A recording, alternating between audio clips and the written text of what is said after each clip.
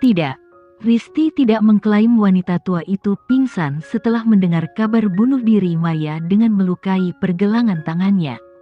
Sekarang dipikir-pikir, Risti ini benar-benar berakting dalam keadaan ini. Risti mendengarkan diskusi ini di sekitarnya, dan sekarang semua orang menunjuk padanya, menusuk tulang punggungnya dan membicarakannya, dan mengutuknya. Seluruh tubuh Risti gemetar.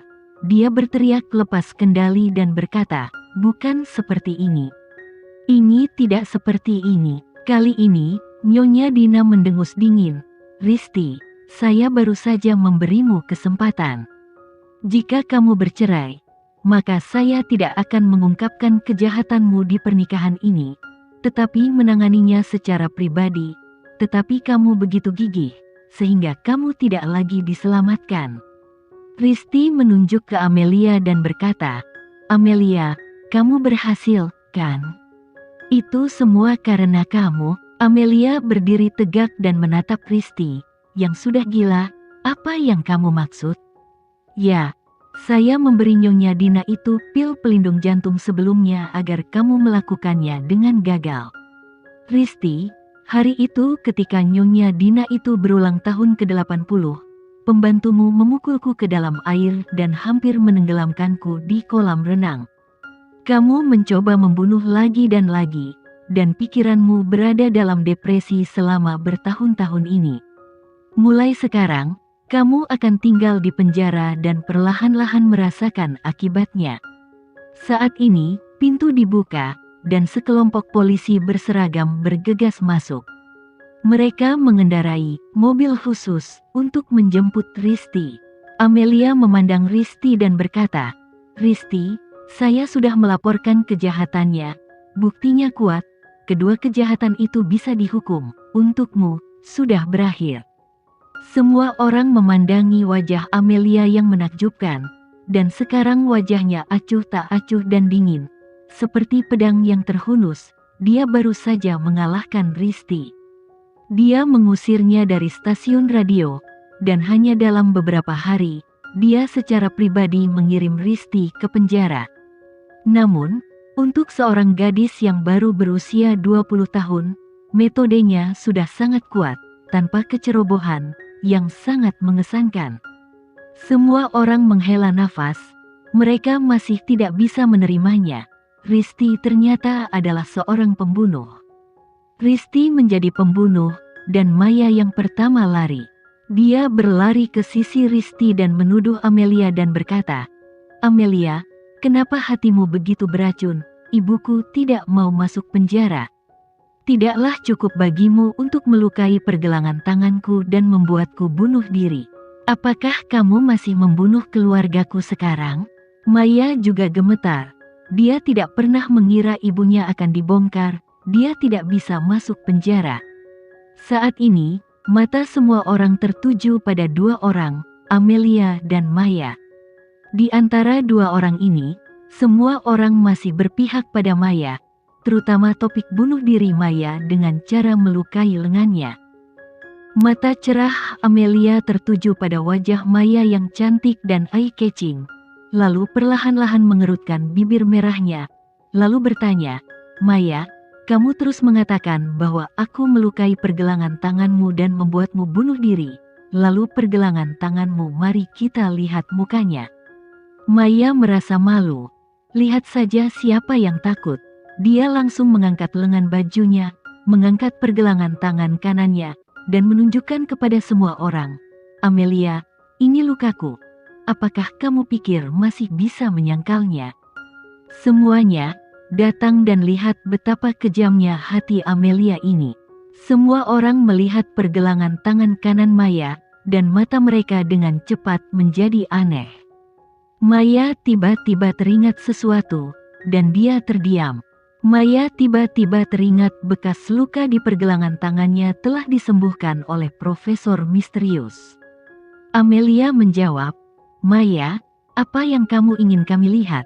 Lihat saja gelang berlian mahal di pergelangan tanganmu." Untuk menghadiri pernikahan ini, Maya memilih salah satu gelang berlian termahal untuk dikenakan.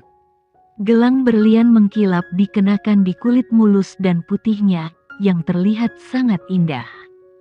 Semua orang terkejut, bukankah Maya yang melukai pergelangan tangannya? Hanya dalam beberapa hari, bekas lukanya hilang. Ku dengar luka di pergelangan tangannya semuanya ditangani oleh keluarga Sunarto, tanpa tangan dokter di rumah sakit, sungguh aneh. Maya tidak bisa membantah, karena dia takut sakit dan tidak bisa menangani dirinya sendiri, sehingga luka di pergelangan tangannya sangat dangkal. Semua reporter media datang malam itu. Untuk membuat ilusi yang tragis, dia jatuh di perban putih. Sekarang, detail-detail ini telah diambil, dan telah diperbesar secara tak terhingga oleh mikroskop. Maya merasa dirugikan. Dia jelas melukai pergelangan tangannya dan mencoba bunuh diri, tetapi bekas luka itu hilang. Semua orang mengira dia sedang berakting. Ekspresi Tuan Sunarto berubah drastis, dan Krishna telah menyetujui pernikahan itu, jadi dia sibuk merencanakan pernikahan akhir-akhir ini, mengabaikan ibu dan putrinya Risti dan Maya. Amelia menghilang. Dia mengira ibu dan putrinya akan tinggal di rumah sakit. Bagaimana dia tahu bahwa ibu dan putrinya telah menikamnya? Dan Maya, Tuan Sunarto mengira dia melahirkan orang bodoh seperti itu. Sebelum Amelia muncul, dia menyembuhkan bekas luka di pergelangan tangannya. Pak Sunarto dengan cepat melangkah maju dan bertanya dengan marah kepada Maya dan berkata, "Maya, ada apa?" Maya menjawab, "Aku melukai pergelangan tanganku untuk bunuh diri, tapi luka di pergelangan tanganku sudah sembuh." Risti menyadari ada yang tidak beres, dan dia segera setuju, "Baik ayah, saya bisa bersaksi." Pada saat ini, Amelia mengambil alis halus yang lembut dan tersenyum. "Ini baru 5 hari, dan bekas luka di pergelangan tanganmu telah sembuh, dan tidak ada bekas luka sama sekali. Maya, apa kamu sudah bertemu dengan dokter jenius?" Tapi Amelia tidak memberinya kesempatan untuk berbicara, dan dia tiba-tiba mengubah kata-katanya, "Atau, bunuh dirimu dengan melukai pergelangan tanganmu pada awalnya palsu. Apakah seseorang di belakangmu menggunakan trik ini untuk menjebak saya?" Nyonya Dina menepuk gagang kursi roda itu dengan berat, dan kemudian menatap Tuan Sunarto dan berkata, "Tuan, ya, Maya adalah cucuku.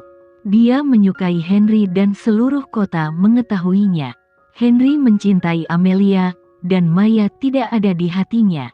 Tidak dapat dipungkiri untuk menjadi sedikit kecewa. Ini adalah waktu terbaik bagi mereka yang berpikiran salah untuk memanfaatkan kekosongan mereka. Hati siapa yang begitu kejam sampai berani merayu cucu perempuan saya?" Tuan Sunarto segera mengerti apa yang dikatakan Nyonya Dina. Maya adalah cucu dari keluarga Aresta. Nyonya Dina masih sangat sayang. Dia akan melindungi Maya, tetapi seseorang harus keluar untuk mengurus masalah ini. Tuan Sunarto memikirkannya di dalam hatinya. Dia harus membuat keputusan dengan cepat, dan bunuh diri dengan melukai pergelangan tangannya. Mata Tuan Sunarto langsung tertuju pada tubuh Risti, lalu dia melangkah maju, mengangkat tangannya, dan menamparkan Risti dengan keras. Risti tidak siap, dan dia ditampar langsung jatuh ke lantai. Tuan Sunarto berusaha sangat keras sehingga separuh wajahnya menjadi merah dan bengkak.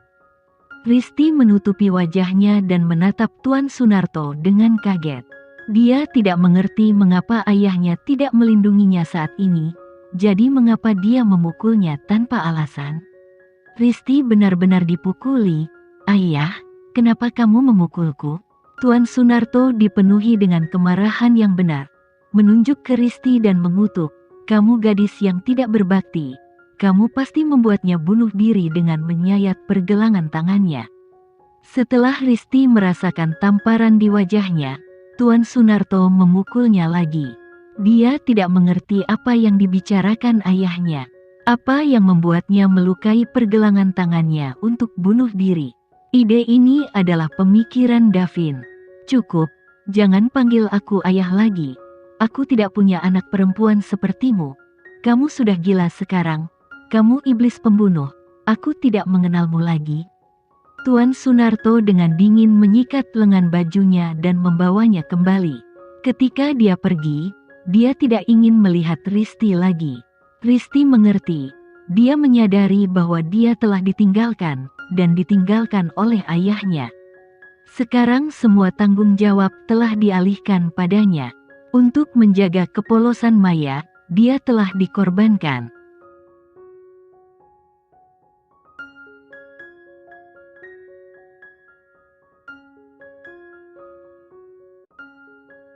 Sekian dulu ya video kali ini, kita lanjutkan lagi videonya di lain waktu.